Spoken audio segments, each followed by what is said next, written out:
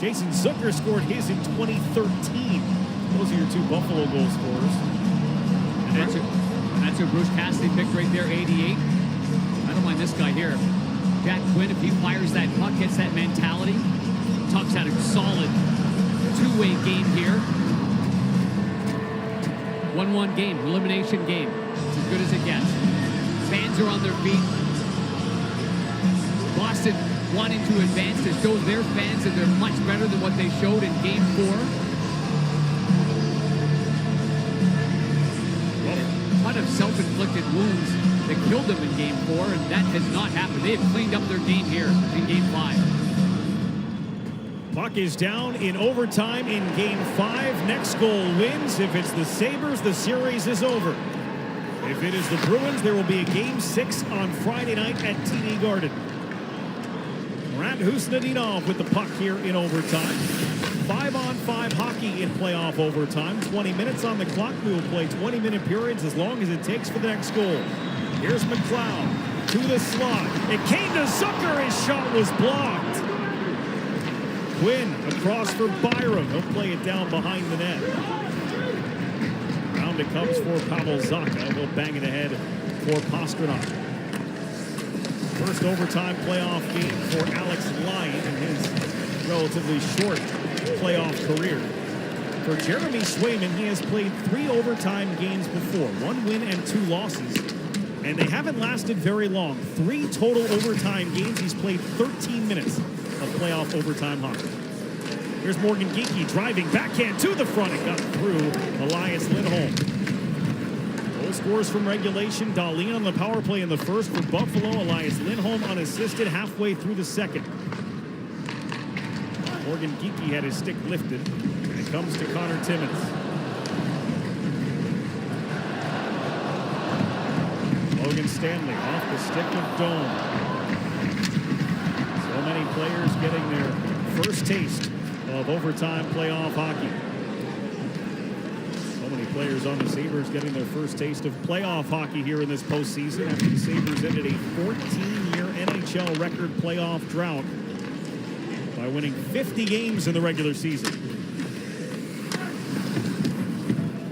Puck riding the ledge away from Timmins. Comes to Doan. He's going to step on Lindholm. Hits the gas. Doan drops it. Benson swept off his stick at the last moment by Fraser Minton. And Minton steals the puck away from Benson. He's got room to skate. He'll hit the blue line and carry in. Quick cut back. Lost control of the puck. It's Benson. Dropping in McLeod's direction. McLeod turns on the backhand. Loads up Zucker down low. That one blasted off the outside of the post by Dahlin, who had slid down deep in the zone. 19,070 fans here at KeyBank Center. And 1,000 more outside the building, watching and waiting. Hoping the next goal belongs to the Sabres. McAvoy's shot knocked down in front as he caught a good piece of Tanner Janot. Castellic looks it below the goal line. Samuelson and his stick lifted. Janot, oh, net, it got stuck under the leg pad, no goal. Jammed in by Corrali, but the puck was frozen by Lyon first. Never heard a whistle go. Yep. Never heard a whistle go, but referee adamant that play was dead. Just surprising that it hadn't gone at this point. That's why you funnel everything towards the net. And you can see this battle won there by Tanner Janot on Samuelson, and he does a good job of just spinning and turning and putting it on net. And I don't blame the Bruins right there. They're like, there was no whistle that went. A referee kind of, he twitched a little bit. Did you see him? He thought that puck was maybe going off line and towards him. Instead, it's underneath line, and it's really not fully covered. The boys' players seemed to be frozen, therefore the whistle went prior to the puck crossing the goal line. Corey Severett with the announcement saying the puck was frozen. Again, it's not when you hear the whistle, it's when the referee intends to blow the whistle, and while he may have never got the whistle to his mouth, the intent was there. All I know is, being in that position, there's sometimes where I know that I've got the puck covered, and sometimes I'm hoping I got the puck covered. And I think here, yes, is it under his pad? Is he sure?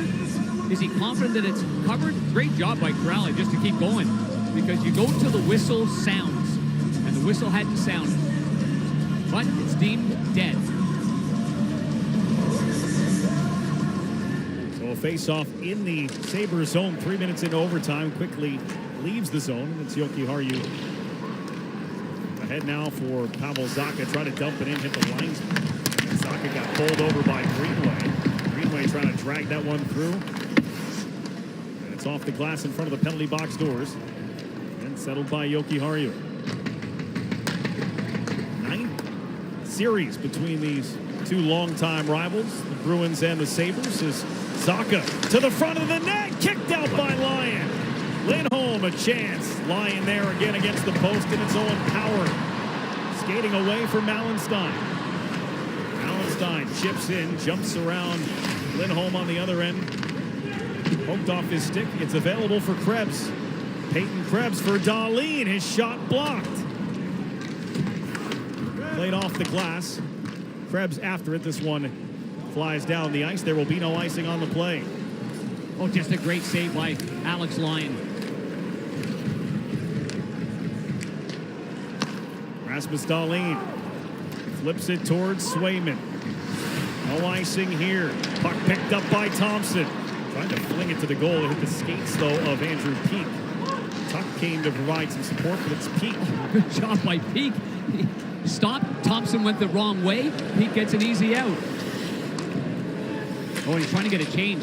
Guys were talking about the long change here in overtime. He couldn't get it. Peyton Krebs off the top of the net and off the glass.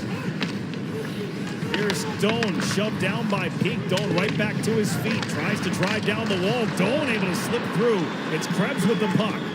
Krebs feeds Stanley. Cross for Timmins. Wrist shot blocked by Minton into the crowd. Good play by young Fraser Minton to get in the shooting lane. Timmins can't get that through, and that's the main objective there for the defenseman. It just has to find its way through. And if it's not on net, off the angle a little bit or in deep. Good play here on the backhand. And the save by Lyon. Lyon then continues on, this one on the right side, but the first one was a thing of beauty as he gets himself in tremendous position. And both goaltenders have had great control of their crease.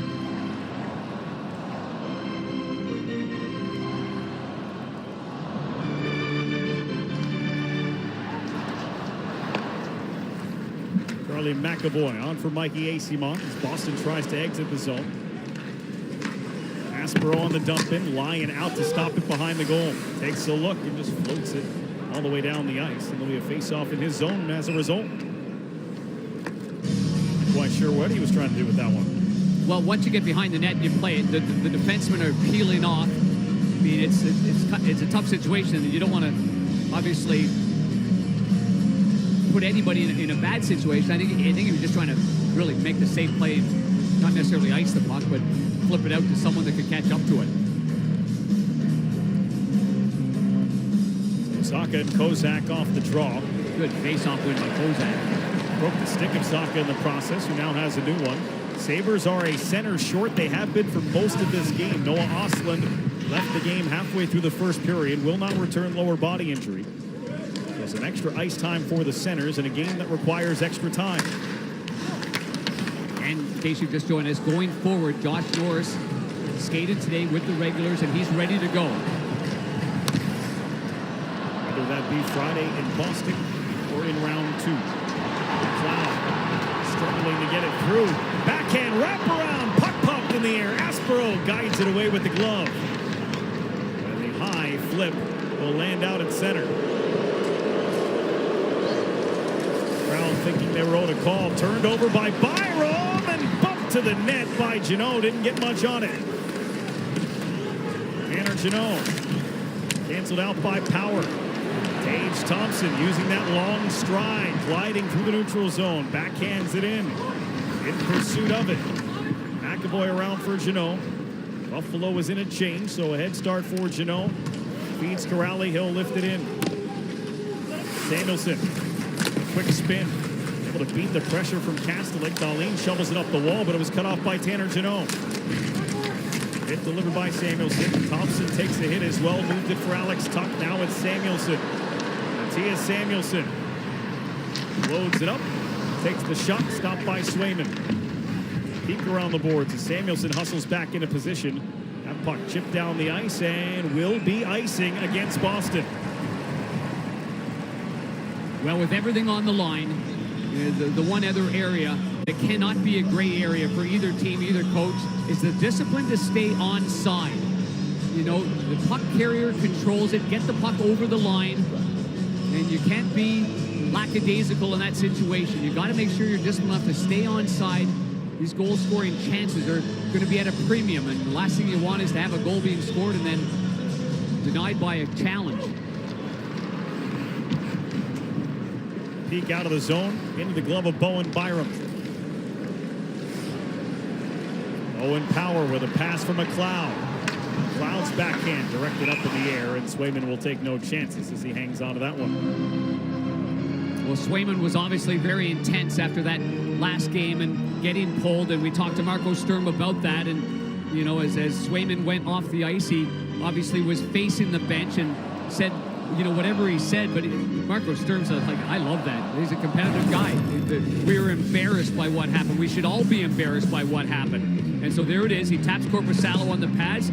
As he's going off, he looks over. And actually, Marco Sturm didn't even know what he was saying or that he did it. He ended up looking the other way. Got to be feisty. Face-off win for the Sabres. Around for Stanley. A wrister that's blocked by Aspero. Set up for Asimov. And Asimov hits the red line. Sends it all the way down. Timmins leaned on by Steves. Puck off the glass. Into Greenway. Now for big Logan Stanley. The direction of Malenstein, but it's McAvoy instead. Coming around the wall. Right to Stanley. Wrister tipped down by Greenway, but wide. Asimov with the stick lift. Leads it on for Alex Steves. He'll float it in. Bruins making a change. I think the additions into the lineup for Marco Sturm have played really, really well. A real professional game. More of a straight line game for the Boston Bruins, obviously. Bumped in from center. Alex Steves, Mikey Asimov. Both playing their first game of the series, as well as Henry Jokiharju. As that one hit the outside of the goal of Swayman. Down goes Thompson, who lost his stick in the process. He'll get it back. Meanwhile, the Bruins try to transition through center. Geekie played it with a high stick. Next touched by Samuelson, so we play on. Peyton Krebs. Down the wall. Stripped from behind by Geekie, but given up to Tage Thompson. Thompson holding onto it. He was able to dangle off the boards momentarily. Poked free and right to Krebs. Here's Peyton Krebs circling out high. Krebs, wrister, blocked by Hampus Lindholm. And then Lindholm takes down Krebs. Tuck comes over and grabs the puck. Alex Tuck out for Rasmus Dahlin. Wrister knocked down. Here's Tuck with a shot, and Swayman was able to track it through the crowd. Tuck fighting through it. Played to Samuelson. Dahlin with a knuckler that goes well wide. Geekie a chance to clear, and he will. And a great save by Swayman to keep this series alive for the Bruins. Krebs with a quick re-entry. Had McLeod breaking, couldn't get it there. Stretch pass on. Pastrnak in. Scores!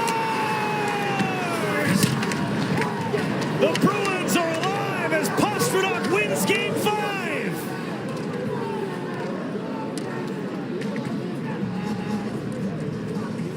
What a move by Pastrnak, and what a great save at the other end by Swayman. From the beginning of this game, Swayman early, solid saves, and it goes the other way on a flipper, and who calls it but Bruce Cassidy in our studio, the former head coach of Dave Pastrnak. And there's the save right here we're talking about. Tuck through a maze of players. Swayman stays with them, makes the left pad save. And then the puck goes the other way, and Pastrnak sneaks in behind everyone, and a little cutback move as he makes it on the forehand here. Great edge work to cut back, stop on a dime, and then slide it past the left skate of the goaltender, Alex Lyon. I mean, this is just a magnificent individual effort here by a multi-talented player, and he has been the difference maker on the offensive side of it for that one. And as Bruce said earlier, I mean, the plays weren't happening easily for Pastrnak. A lot of mishandled plays, a lot of shots just not hitting the net.